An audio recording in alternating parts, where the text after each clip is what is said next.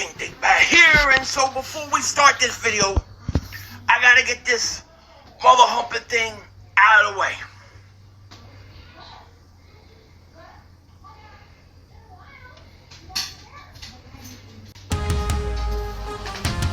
Mark Holmes is my daddy. Okay, that's out of the way. Ow! Oh boy. Well, good morning, good people. Mark Holmes here, of course, with my buddy Cowboy Joe Boo, as well as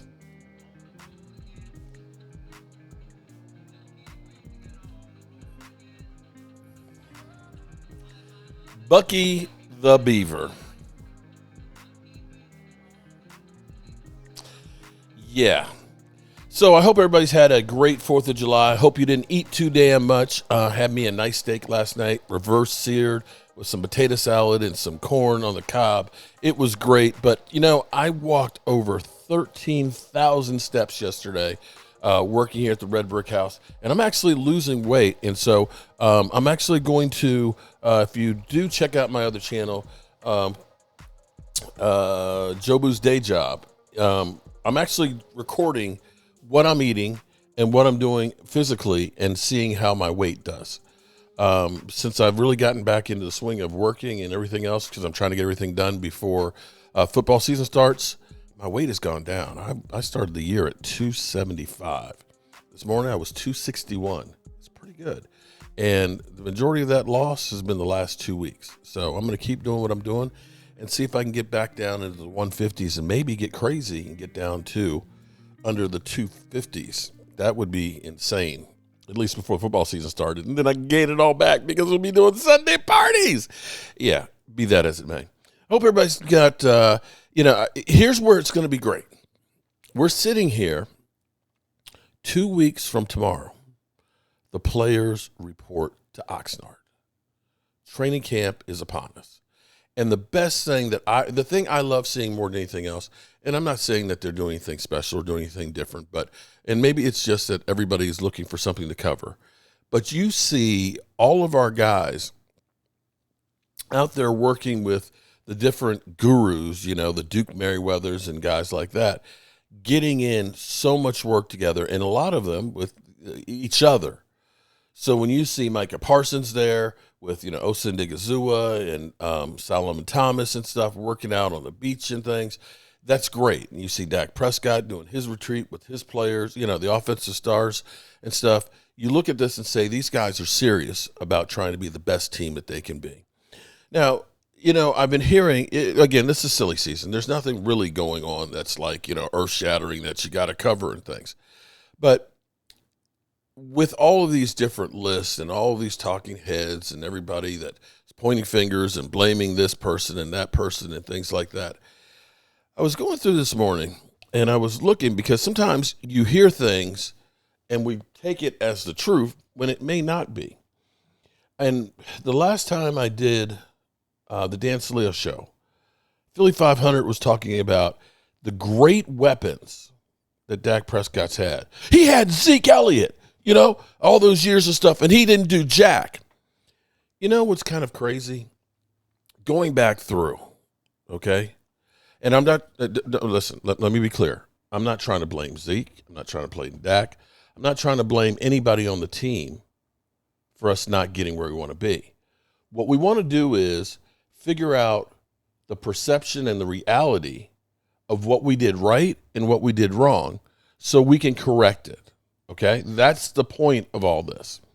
So when you hear Philly 500 say something like, well, he had Zeke Elliott, man, and, and stuff and did nothing with it. Zeke Elliott, one of the best running backs the Cowboys ever had. Early Zeke was incredible.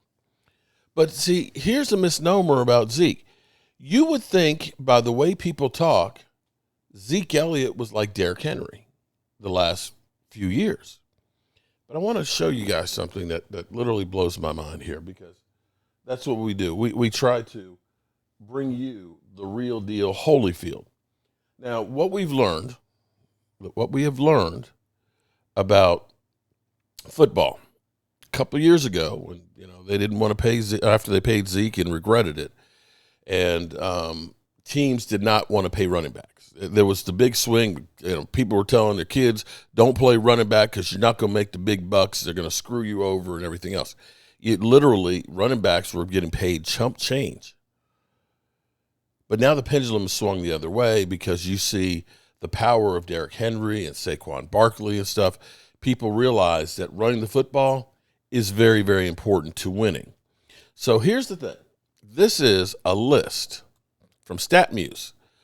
This is between 21 and last year. This is running back, the top running backs over the last 4 years. Okay? Derrick Henry, of course, a guy we could have had relatively cheap last year, but the Cowboys said, no, we're not going to do that. Has had 5,563 yards, 4.7 yards a carry. That's incredible. You got right behind him Saquon Barkley, 4,872. Now, people will tell you that we had Zeke. Let's go down the list and see how far it is over the last 4 years that Zeke has been. We got Derrick Henry, Saquon Barkley, Jonathan Taylor, Josh Jacobs, Najee Harris, Joe Mixon, and then we get to Tony Pollard. Tony Pollard is actually 7th. Now, keep in mind, 1,100 of those yards were last year where he was a Tennessee Titan. So he had 2,700 yards with the Cowboys in 3 years. 4.6 yards, which is pretty good. That's not bad. But then we got Aaron Jones Sr., we got James Conner, Derek Montgomery, Alvin Kamara, Nick Chubb, Christian McCaffrey, Chuba Hubbard. I still like Chuba Hubbard better. DeAndre Swift, Ramondre Stevenson, Dingle Singletary, Austin Eckler, and then we finally get to Zeke Elliott. Over the last 4 years, the guy that they say, Dak Prescott's got no excuses, he had Zeke, was the 19th best running back over the last 4 seasons. 3 of which he was with the Cowboys. 2 of which were playoff years. So you start putting that together and saying, Dak had so much talent. We had guys like Cedric Wilson, okay? And that's another one that I didn't pull it up. Let's see, Cedric Wilson. I'm going to grab his stats because that's another one.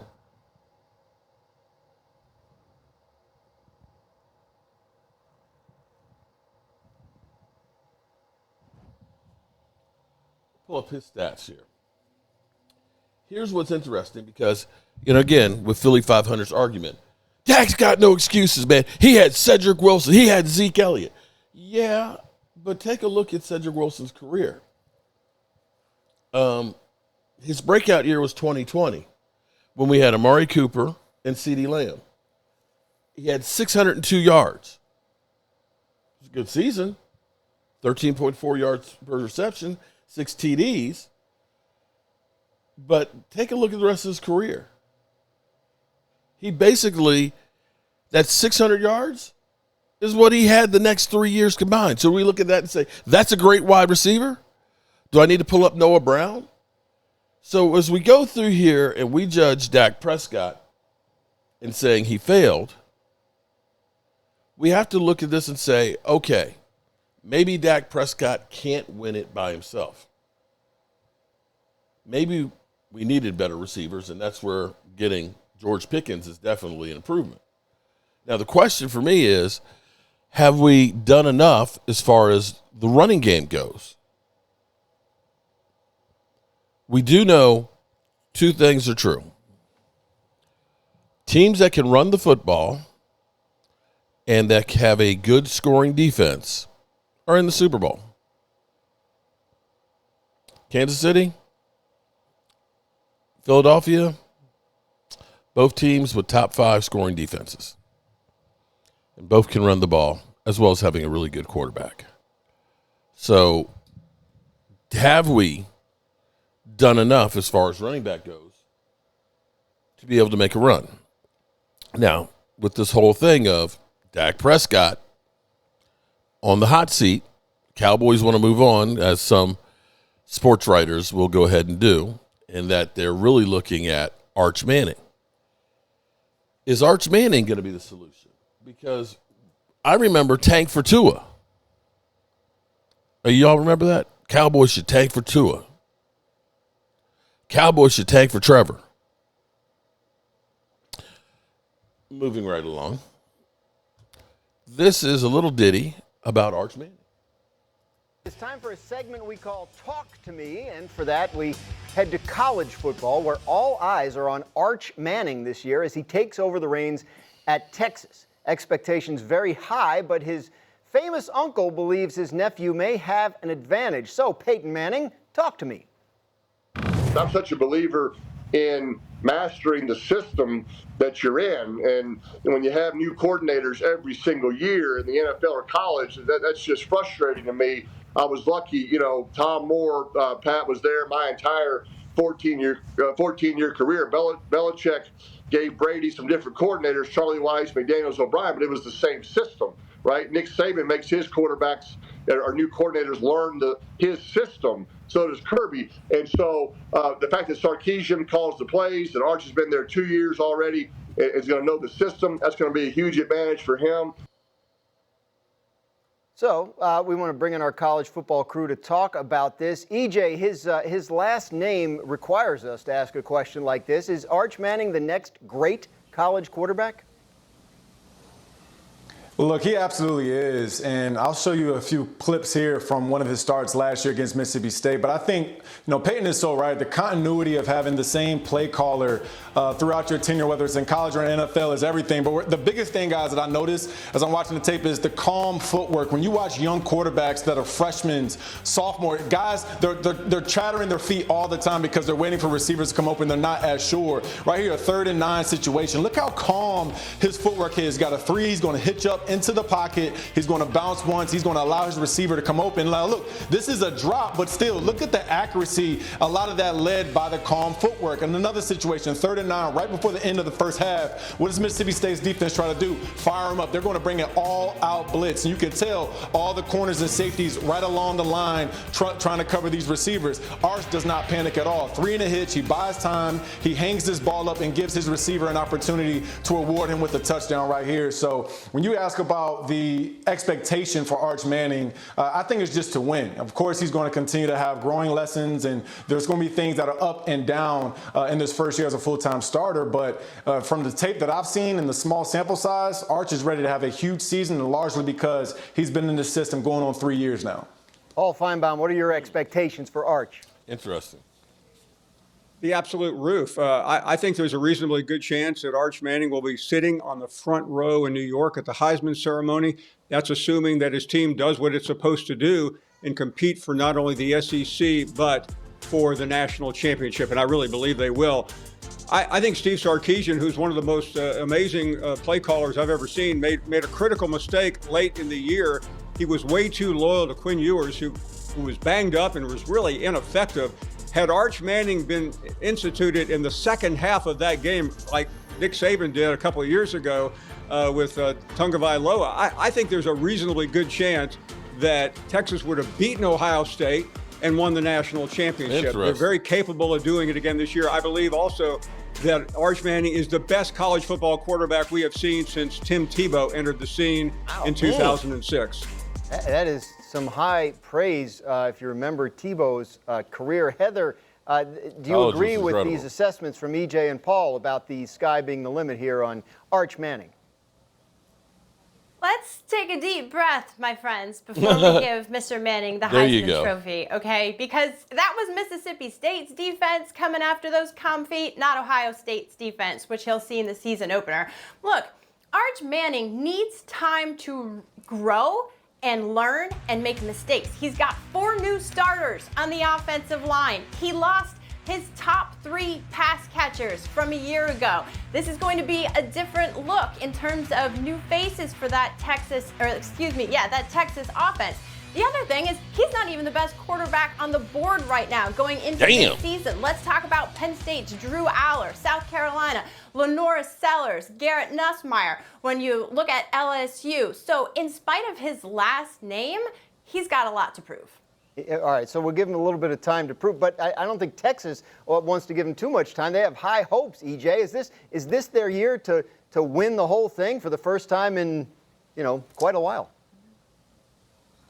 Yeah, well, Graz, they got a great chance, and I hear what Heather's saying, but at the same time, the reason why you had Arch Manning sit for 2 seasons as a true freshman and then also as a redshirt freshman is for now, because you wanted him to be prepared. You wanted him to kind of get some of those learning lessons in practice where it wasn't in the biggest stages with some of these situations. And so the other part about Texas that people forget, they're going to have a top 10 defense, maybe even a top 5 defense. I look at Anthony Hill Jr., Colin Simmons at linebacker. They bring a bunch of guys back on the defensive line and a few All-Americans in the secondary. So we're going to see, obviously, in the first week against Ohio State who, Texas is going to be. But at the same time, Ohio State has a new quarterback, too. So I would lean right now to Texas because of the patience that they've had for Arch Manning, now giving him this opportunity to be the full-time starter, and he should take off. All right. Well, with college football closer, I think, than a lot of people. Okay, so here's the question, because I keep hearing people, Cowboys should go for Arch Manning. It's to me against the same thing like we heard, tank for Tua. We don't even know if Arch Manning is going to be great yet because he couldn't get the starting job his second year as a sophomore.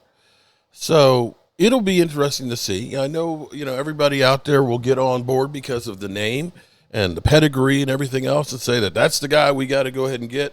Dak is whack. Let's move on. But my whole thing would be is this. Here's what I know.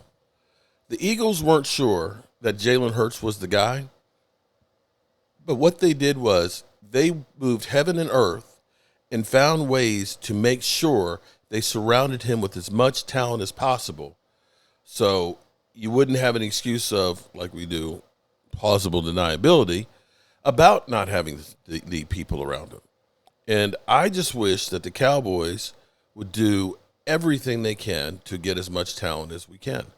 And if you really are honest and true with yourself, you can look at this and say, what have the Dallas Cowboys really done, other than now George Pickens for the first time, done in the last 5 years to try and make their offense that much better, or their team that much better? We let go players that were playing well in the system. Even Cedric Wilson was playing well with Dak Prescott. Amari Cooper was playing good with the Cowboys. We got rid of those guys, and we didn't replace them with better. And that's the difference between the Cowboys and the Eagles. The Eagles are constantly trying to replace guys with people that are better. Not just bodies, with people that are better. Already good people, as always. I appreciate you all. And hopefully we'll have a great day today. Peace out.